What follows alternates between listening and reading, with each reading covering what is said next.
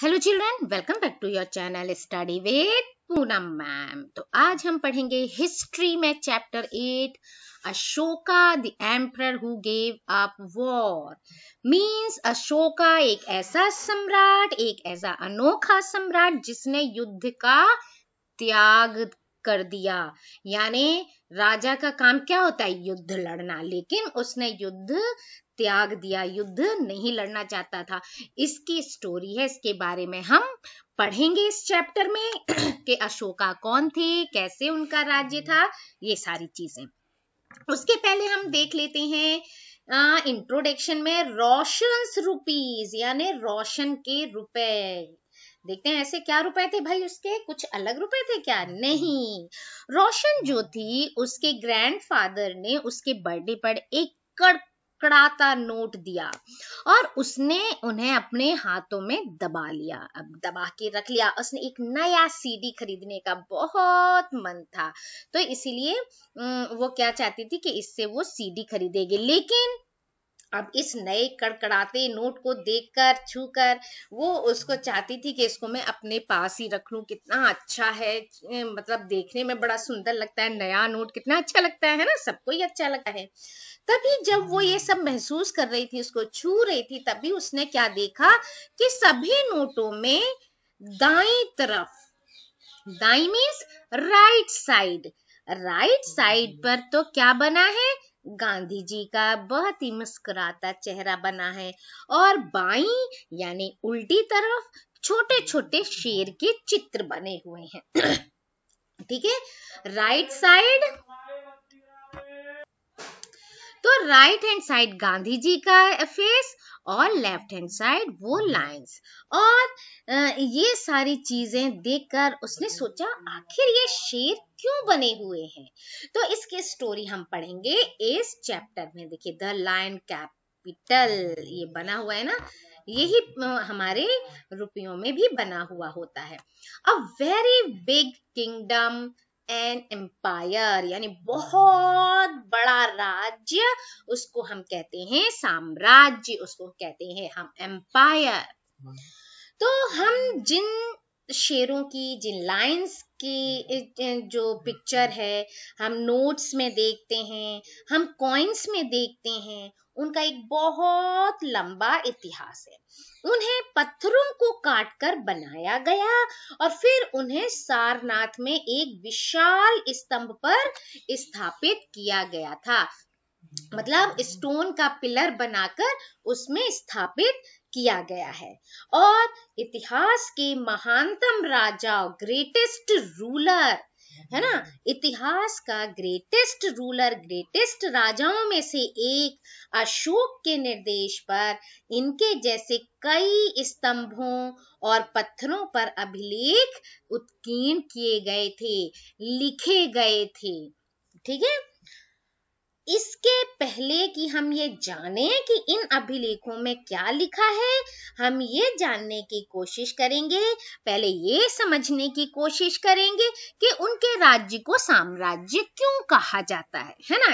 Empire क्यों बोला गया? राज्य भी तो बोल सकते थे, है ना। लेकिन साम्राज्य क्यों बोला गया?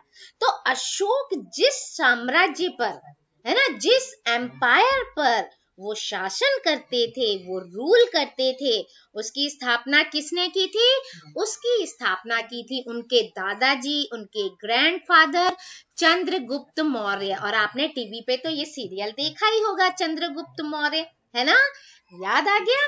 हाँ जी, तो वही चंद्रगुप्त मौर्य जिन्होंने कब, लगभग 2300 साल पहले इस राज्य की, इस साम्राज्य की, राज्य की नहीं साम्राज्य की स्थापना की थी, चंद्रगुप्त मौर्य। और उन्होंने किसकी हेल्प से की थी? वेरी गुड, हाँ जी, चाणक्य, या जिसको कौटिल्य के नाम से भी हम जानते हैं। तो वो एक बहुत ही बुद्धिमान व्यक्ति थे और उन्होंने चंद्रगुप्त की हेल्प की थी। चाणक्य के जो विचार है, चाणक्य या कौटिल्य जिनका नाम है, उनके जो बहुत सारे विचार हैं, बहुत सारे आइडियाज हैं, वो किस बुक में मिलते हैं? वो मिलते हैं अर्थशास्त्र नाम की बुक में। अर्थशास्त्र जो है पूरा राजनीति से रिलेटेड है। अर्थशास्त्र बुक का नाम जरूर है, लेकिन उसके से ये नहीं, इकोनॉमिक मतलब हर तरह की चीजें उसमें, एक राज्य के राजा को क्या क्या चीजें करनी चाहिए, पूरे रूल रेगुलेशन सब चीज इस बुक में उन्होंने लिखे थे। क्लियर? अब साम्राज्य है ना, साम्राज्य में बहुत से नगर थे, उनके एम्पायर में बहुत सारे नगर थे, बहुत सारे सिटीज थे, है ना। और इनमें साम्राज्य की राजधानी जो थी, यानी कि कैपिटल जो थी इनके राज्य की, वो कौन कौन सी थी? एक तो पाटलिपुत्र, जहां मतलब इस कैपिटल जो होती है, मेन उसका हर्ट जो होता है वो, तक्षशिला एंड उज्जैन। तक्षशिला जो है वो क्या था? Gateway to the north west, यानी नॉर्थ वेस्ट मीन तक्षशिला जो है उत्तर पश्चिम और कहाँ का? और मध्य एशिया इंक्लूडिंग सेंट्रल एशिया, मध्य एशिया के लिए आने जाने का, यानी वो गेटवे यानी रूट था, आने जाने का रूट था। और दूसरी तरफ उज्जैन जो था, उज्जैन कहाँ था? North to south India. अच्छा, उत्तर भारत से दक्षिण भारत जाने के लिए रास्ता पड़ता था उज्जैन से। इसीलिए ऐसा लगता है कि इन नगरों में जो व्यापारी हैं, है ना, मर्चेंट्स हैं, सरकारी अधिकारी हैं और क्राफ्ट पर्सन्स या शिल्पकार हैं, वो रहते होंगे, क्योंकि इनकी तो जरूरत हमेशा रहती है, तो ये लोग वहां पर रहते होंगे। और साम्राज्य के बहुत बड़े क्षेत्रों में किसान हैं, है ना, फार्मर्स हैं और हर्डर्स हैं, यानी पशुपालक हैं, ये गांव में बसे हुए थे, है ना। मध्य भारत यानी कि सेंट्रल इंडिया, मध्य भारत जैसे इलाकों में ज्यादातर हिस्सों में क्या था? जंगल ही जंगल था, फॉरेस्ट ही फॉरेस्ट थे, पूरा फॉरेस्ट से भरा हुआ था, इतना मतलब अच्छा था। तो वहां पर जो लोग थे वो फल फूल का क्या करते थे? इकट्ठा करते थे, जानवरों का शिकार करके अपना जीवन चलाते थे, अपना पालन करते थे, अपने घर का पालन करते थे। तो साम्राज्य के अलग अलग इलाकों में लोग अलग अलग भाषाएं भी बोलती थी, ठीक है। अब वे लोग शायद अलग अलग तरह का भोजन भी करते होंगे। देखो, जिस एरिया में जो चीज मिलेगी वहां वो जैसे आप देखिए उत्तर भारत में ज्यादातर गेहूं उगाया जाता है, तो यहाँ के लोगों का खाना क्या है? मेनली गेहूं उसमें आता है ना। आप साउथ की तरफ चले जाओ, वहां पर चावल ज्यादा होता है, तो चावल से रिलेटेड अब खेती होती है वहां पर, तो चावल से रिलेटेड जो भी खाना होता है वो ज्यादा प्रेफर किया जाता है। तो इसीलिए जैसे लोग होते हैं और जैसा एरिया होता है उस हिसाब से वो भोजन करते हैं। ऐसा लगता है कि अलग अलग प्रकार का भोजन भी करते होंगे, यहाँ तक कि अलग अलग तरह के पोशाक भी पहनते होंगे, ड्रेसेस भी अलग अलग तरह का पहनते होंगे।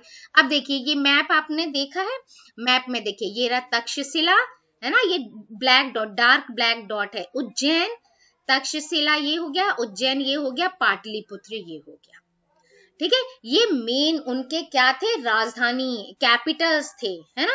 तक्षशिला देखिए यहां से क्या था? उत्तर पश्चिम, ये हो गया उत्तर, ये हो गया पश्चिम, यहां से आने जाने का रास्ता, है ना। उज्जैन उत्तर भारत से दक्षिण की तरफ जाने का रास्ता। इस तरह से आप मैप के थ्रू भी समझ सकते हैं, और मैप जरूर तैयार कीजिएगा।